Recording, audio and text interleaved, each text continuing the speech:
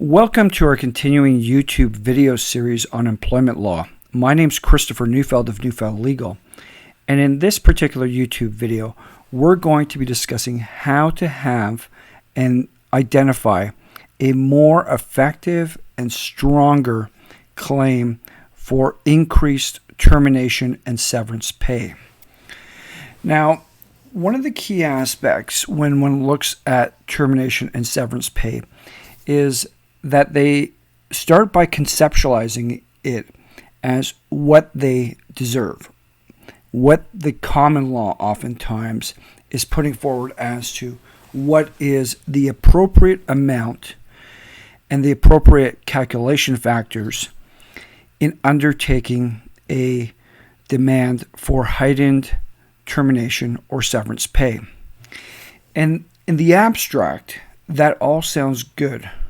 However, one has to remember that what we talked about before is that employers ultimately are out for themselves. They're looking to protect themselves. And especially once you've been terminated, fired, permanently laid off, or otherwise removed from a company, there's no loyalty anymore from that company to yourself, especially when it moves over to lawyers, and the lawyers are expected to aggressively push back against your efforts to increase the amounts, get greater money, because it's going to set up a bad precedent for the company in many respects, or so that's how they believe it. You're out, they gave you something what they believe is fair, it's aligned with the lowest standards of the law and in precedent, and that's all good and well. So given that basis, how do you position yourself and you strengthen your position? Well, the key aspect in many respects is to find the basis upon which you have a definable, clear, and legal entitlement to a certain amount of money that was improperly denied to yourself. So what are we talking about? We're talking about not something that is based on case precedent in the sense of this is what some people have received. This is the high end. That's not what we're talking about. We're talking about looking and identifying areas where you have been clearly denied payment, whether by statute or even case law, but where it says clearly and identifiably that there is a denial of payment and there is money owed. And the fact of the matter is that that amount of money does not have to be a lot. It doesn't have to be the whole. It could be 10% of the amount you're claiming. Nevertheless, it's critical to identify that and to move on that aspect, because that way you have a solid basis upon which you can legitimately move forward and be going to the court and saying, I'm justified in asking for this clear aspect and this upcharge aspect. And in so doing, you're showing the court that they were clearly at fault, at least in one area. And because they were in fault on the one area, they should also be forced to pay higher on the second area. And that is critical, because if you're doing that, you're actually insulating yourself on many fronts.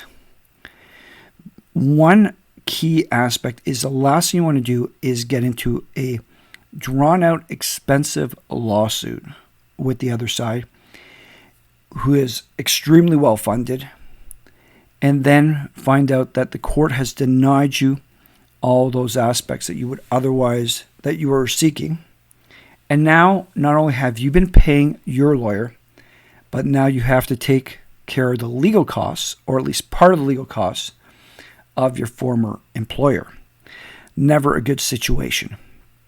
Instead, what you really want to be doing is having the basis to say there was a denial in providing legitimate money to yourself. And but for that legitimate denial, you would not really be here. But at the same time, you're asking for more. And you're showing a pattern to the court, to the judge, the trier of fact, the arbitrator, that your former employer has undercut you in many aspects, including aspects that are without contention and are absolutely clear. And that the judge, the trier of fact, the arbitrator, cannot avoid committing to yourself. And once there's that commitment to yourself, because it's clear and there's no excuse or viable explanation to avoid it, you can move forward on that, and you can start piling up on your former employer.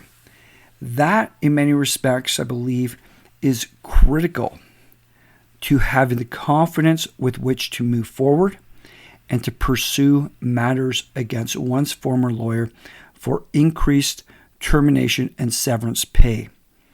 You need to be able to scrutinize, identify those aspects, and that way you strengthen your position. Now, it's not always going to exist, and that's when you have to take greater risk. Nevertheless, where working with your lawyer, you can identify those areas where there is clear and unmistakable denial by your former employer of monies that were owed to you. That needs to form the initial basis upon which you attack your former lawyer, in parlance, on a legal side, and seek greater packages on the termination and severance side. Because you start to build off of that, and then you sell the very strong argument that you can make that this is inappropriate on the part of your former employer, and it's a pattern and practice for which they should be denied. And then you can build on those common law arguments where individuals have gone toe-to-toe with their employers and sought out more money from them, sought out the maximum as opposed to the minimum with respect to what the common law has set out as the appropriate periods for calculating severance pay. That is an approach that you should consider, especially when you're looking to talk to legal counsel and getting a second and third opinion, so you understand what the strategy is, what the options are available to yourself, what your risk patterns are, what the reward potentially could be, and what the costs are going to be to yourself. All things very important, very much requiring your consideration. So hopefully this YouTube video has provided some additional insights into how you should be looking at pursuing and strengthening your case for an increased termination and severance package. Our own contact information is available to yourself in this YouTube video and the description. And we look forward to hearing from you and wish you all the best of luck in dealing with your termination and severance package matter and getting the most out of it in the most effective way and with the greatest confidence and security. Thank you.